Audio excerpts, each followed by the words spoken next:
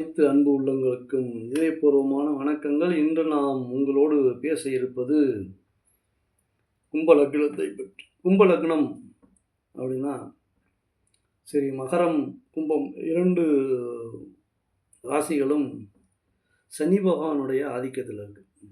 அவர் தான் ஓனர். சனி பகவான் என்ன குணாதிசயங்களை கொண்டு இருக்காரோ அந்த குணாதிசயங்களை இந்த 2 லக்னங்களும் கொண்டு இருக்கும்.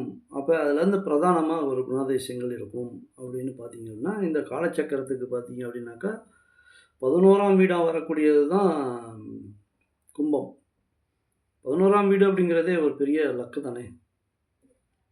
ஸோ இந்த லக்னத்தில் பிறக்கிறவங்கெல்லாம் வந்து ஒரு பெரிய உண்மையிலே அதிர்ஷ்டசாலியாக தான் இருப்பாங்க. ஏன்னா இவங்களுக்கு வந்து பிறக்கும்போதே பார்த்திங்கன்னா ஒரு நல்ல ஒரு பொசிஷன் கண்டிப்பாக உருவாகிறதுக்கான சூழ்நிலை அவங்க சொந்த வாழ்க்கைக்கு ஏற்பட்டிருக்கும். என்ன தான் கஷ்டப்பட்டாலும் அவங்கள முன்னேற்றி விடுறதுக்கு மற்றவங்க முனைப்பாக இருப்பாங்க. அந்த மாதிரி ஒரு இது இருக்கும். அதனால் என்ன பண்ணா அந்த லக்னக்காரர்கள் பெருசாக உழைப்புலாம் அழட்டிக்கலாம் மாட்டாங்க. ஆனால் ஜாலியாக முன்னேறுவாங்க. அவங்களுக்குள்ள குணாதிசயங்கள் ரொம்ப ஆச்சரியமாக இருக்கும். ஏமாறும் குணம் இருக்கும். ஏமாறுற குணம் அப்படின்னாக்கா அவங்க ஏமாற மாட்டாங்க.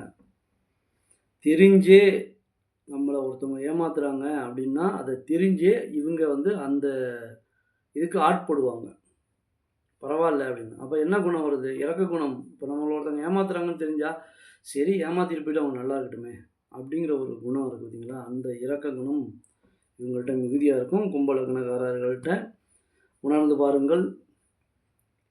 இது உண்மை அறிந்தால் உலகத்தில் போராடலாம் அப்படின்னு நம்ம பெரியோர்கள் பாடல்கள் மூலமாக, சினிமா பாடல்கள் மூலமாக நமக்கு தெரியப்படுத்தியிருக்காங்க. ஏன்னா சினிமா தான் நிறைய விஷயங்களுக்கு பிரதானமாக இருந்து நிறைய பேருக்கு விஷயங்கள் தெரியப்படுத்தியிருக்குது. சினிமா வந்து நல்லதும் கொடுத்துருக்கு, கெட்டதும் கொடுத்துருக்கு அப்படிங்கிற ஒரு பார்வையில் தான் நம்ம பார்க்கலாம். ஏன்னா சினிமானால் நல்ல விஷயங்களை நம்ம எடுத்துக்கலாம்.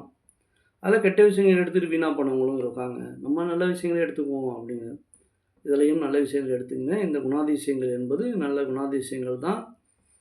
கும்பலக்னக்காரர்கள் இரக்க குணம் படைத்தவர்கள் என்பதை தெரிவித்துக்கொண்டு, இதுவரை கேட்ட அனைத்து அன்பர்களுக்கும் நன்றி கூறி விடைபெறுகிறேன். நன்றி, வணக்கம்.